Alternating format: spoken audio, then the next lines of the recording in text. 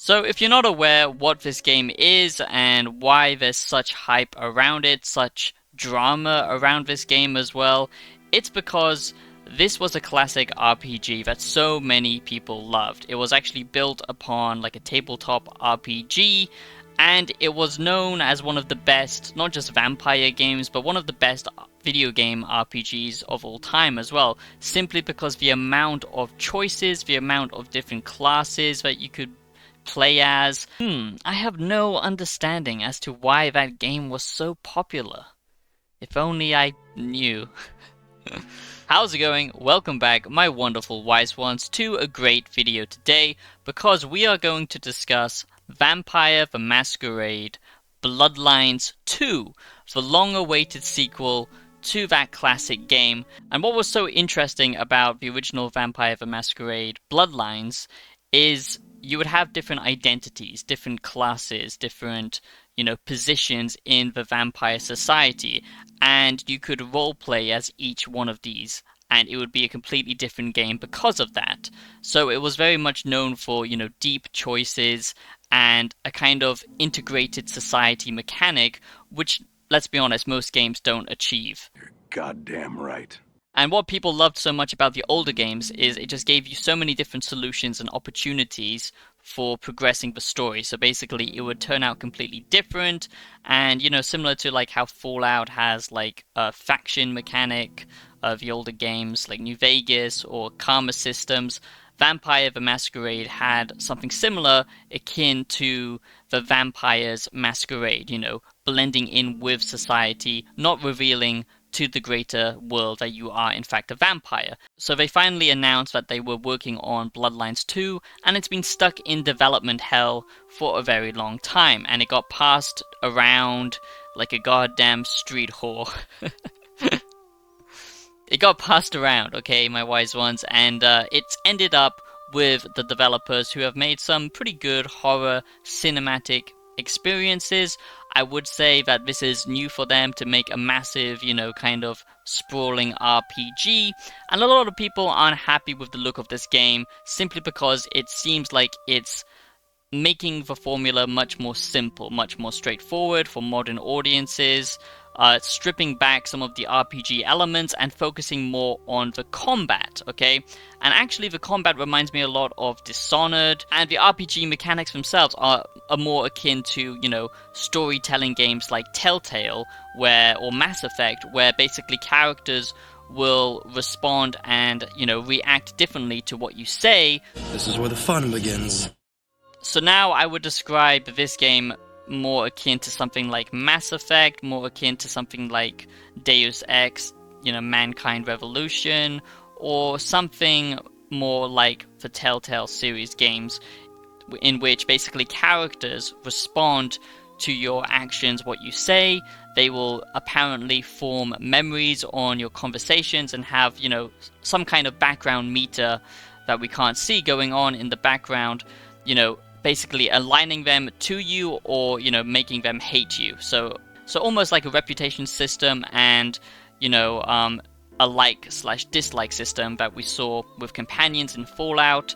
So it's got that kind of, more simplified mechanic instead of lots of different branching choices. There are, of course, choices in this, and, it won't be the same for everyone, but it is a little bit more streamlined down certain paths instead of creating your own, like playground, your own kind of sandbox experience like the other previous games had.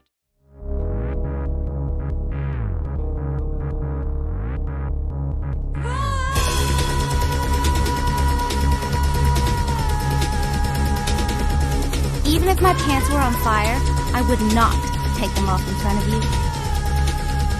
Did you ever think that maybe there's more to life than being really, really, really ridiculously good looking? You'll have to help me remove a particularly burdensome spirit from a property I'm looking to invest in. Fine.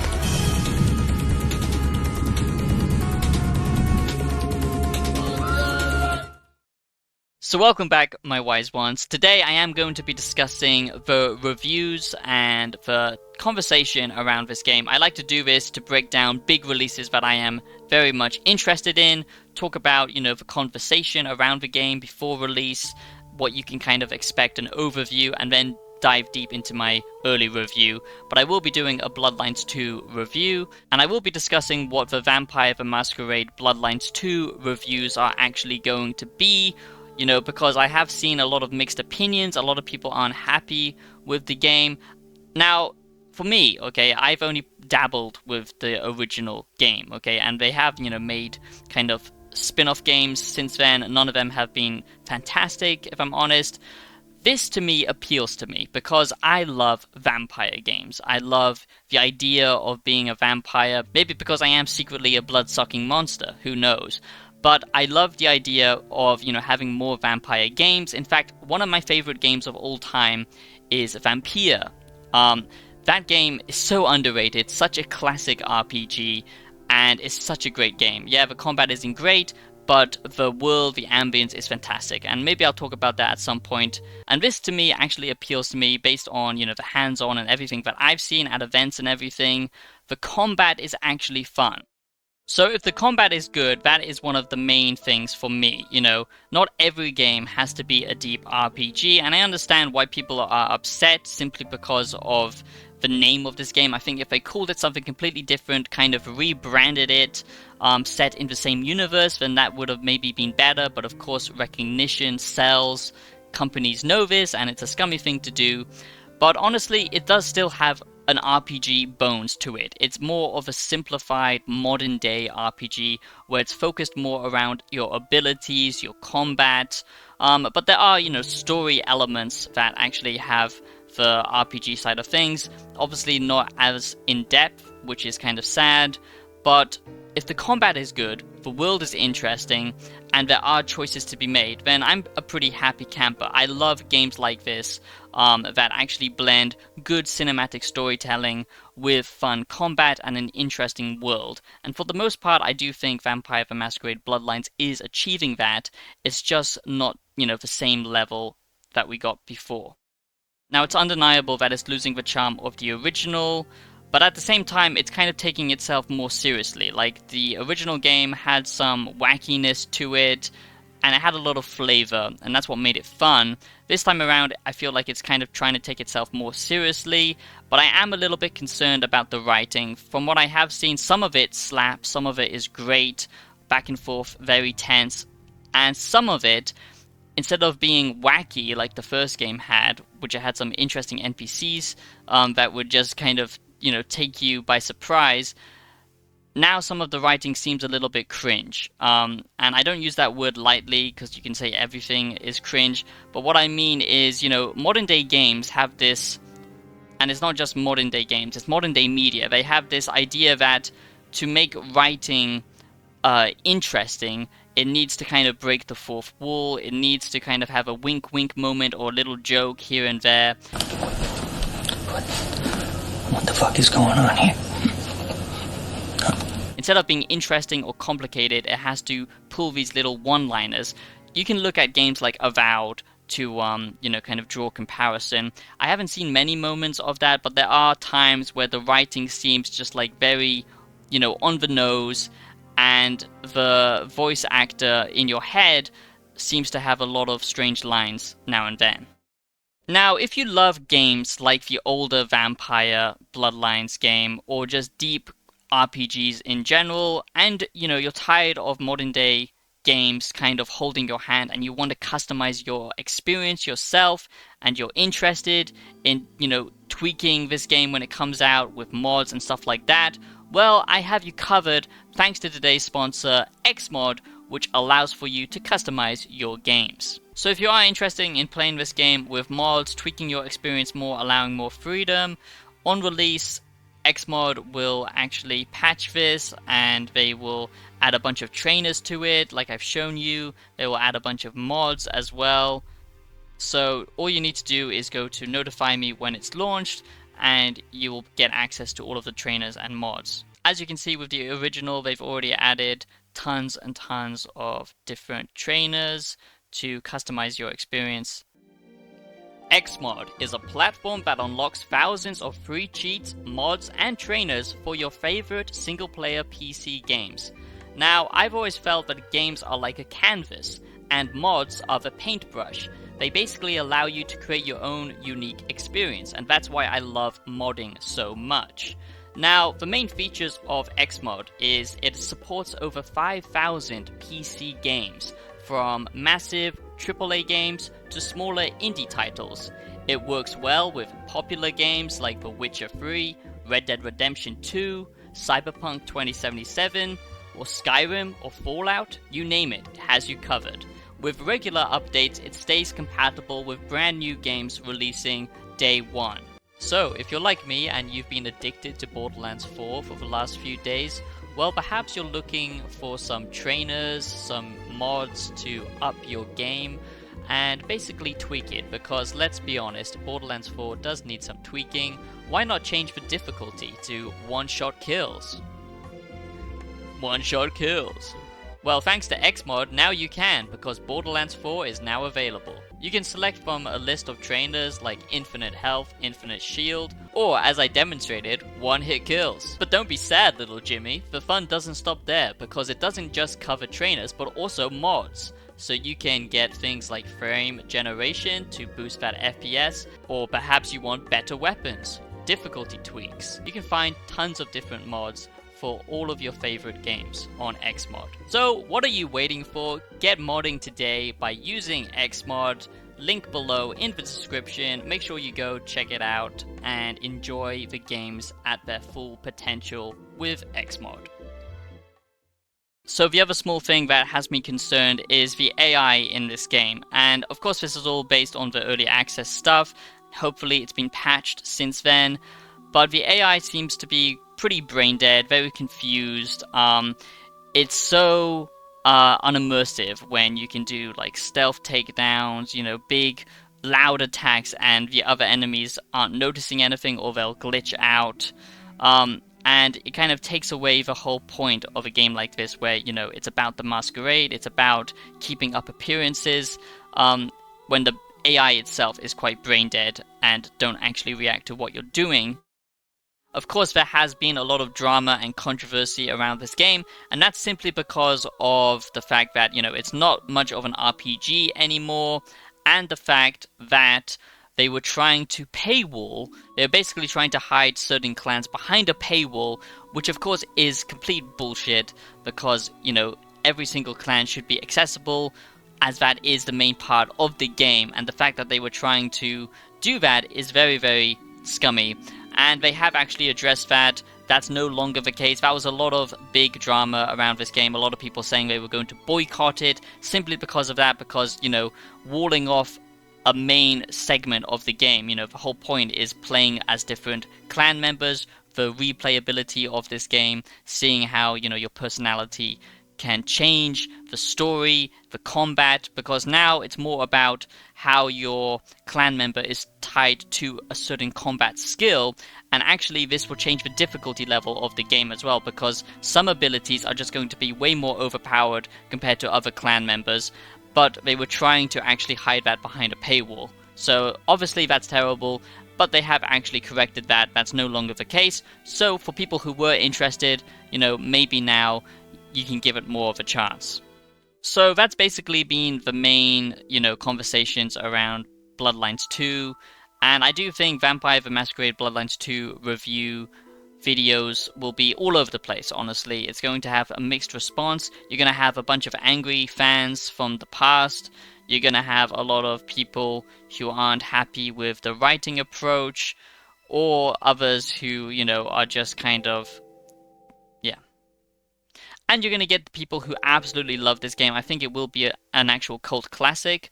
If they make the story compelling enough and the writing is actually complicated, and it has some of these light, you know, RPG mechanics, you know, similar to Mass Effect and Telltale series games, even though that's not an RPG, you know, a lot of people like that style of game, where you just go through a story, it's cinematic in its design, and it's polished, it's very, you know, AAA almost. The traversal is also great, you know, you're hopping around, flying around on top of buildings, sneaking around, you know, There's side stuff to do, like interacting with side NPCs. They have a quest for you, or you can literally drain them. Although at times it does seem that some of the enemies are a bit spongy, and there are moments where the balance is off because you can be overpowered as you are playing as, you know, a legacy vampire, someone who is very powerful. And the detective elements so far from what I've seen are very, you know, kind of boring. It's very much, you know, the basic stuff where everything gets highlighted for you, almost like The Witcher 3, and I wish there was a little bit more puzzle elements to the detective gameplay. Honestly, the setting itself is very interesting. It's not going to be a massive bloated open world. It's, you know, more akin to, like I said, something like Deus Ex, where it's more condensed and fleshed out, and there's lots of different, you know, characters that you can interact with, stories that you can interact with. They will give you opportunities to fill out that quest in your own way, depending on your clan, depending on your, you know, your skill tree, your abilities, because you can actually mix and match abilities, but it's going to be harder to level up if you're doing it outside of your own clan. So it adds for flexibility, it adds for player agency, and so far the actual gameplay is what's interesting about this to me. That's what I love, you know, the power fantasy of becoming a legacy vampire, and the combat actually feeling snappy, responsive, weighty, like I said, almost like Dishonored. But if the story doesn't nail that somber atmosphere, that actual richness and morality complications that you can actually get from vampire stories, like I said, you know, go play Vampir if you've never touched that game. Yes, the combat is bad, but it's such a masterpiece of a game where it deals with a lot of ethical questions, and the ambience in that game is fantastic. If they nail that, then I think it's going to be great. But I am worried about some of the writing and just the fact that it's missing some of the deeper RPG mechanics that the previous game had, but you can't expect that. That's not going to be possible, so don't go in expecting it to be a complicated, rich narrative RPG like, you know, akin to the old Fallout games or akin to the last Bloodlines game, okay? It's, you know, a modern RPG, and I know that kind of sucks, but I would say the good thing about it being still an RPG is it is still respecting, you know, some choices. Although it's not as deep, and it does feel like every game now, you know, even though it's made for adults, it kind of gets watered down and they treat us like dumb babies, which is very, very annoying about modern day gaming. Instead of having these deep, complicated games with more realistic conversations and choices, it's more so about, you know, do you choose path A, do you choose path B, or path C maybe if you're lucky. That's what kind of a modern RPG is, but at least it is still trying to be an RPG in terms of gameplay and with choices, like I said. It's not RPG light where it's just sprinkling some mechanics, which most games do now. Everything has to have some kind of RPG light mechanic in it. But the nature of the original game, where you have to go into this world, figure stuff out for yourself, less hand-holding, that does seem to be gone. So now let me give you my final verdict on what the Vampire The Masquerade Bloodlines 2 reviews are shaping up to be, what I think the Metacritic score will actually be. I think this is going to get actually around a 75 or 70, where some people will say it's a masterpiece, a 9 out of 10, like I said. Others will absolutely hate this game on principle for what it stands for what it's doing to the RPG genre. I myself think that this game is still unique enough because not many RPG games with vampires exist. All of the core stuff that they're doing, to me so far, is interesting and fun and engaging. I like the world, I like the setting, I like the idea of, you know, this kind of masquerade. But if they fail with the AI, they fail with the storytelling, and some of the writing just falls flat, then I can understand why people would rate this badly. So time will tell when it comes to do with the writing itself, but it is a mixed bag from what I've seen so far. But for me, what I'm hoping is it allows for some freedom and for you to actually, you know, wrestle with some moral dilemmas as well. That's what I love about these types of games, because they let you examine yourself. Are you just going to follow the herd and be a part of slave morality, or will you reach further and examine yourself and become who you want to be? Games like this allow you to play around with those questions, become who you are in this world as this character. Especially with the different clans and the different personality types.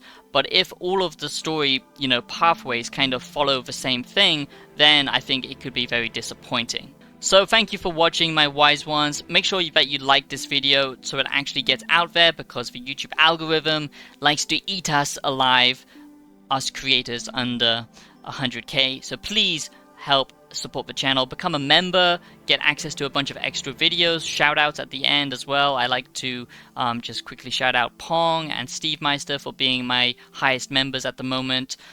So please do join the channel and subscribe if you're new. Become a wise one, it does mean a great deal to me, and I'll be seeing you in the next video. Have a great day. Peace out.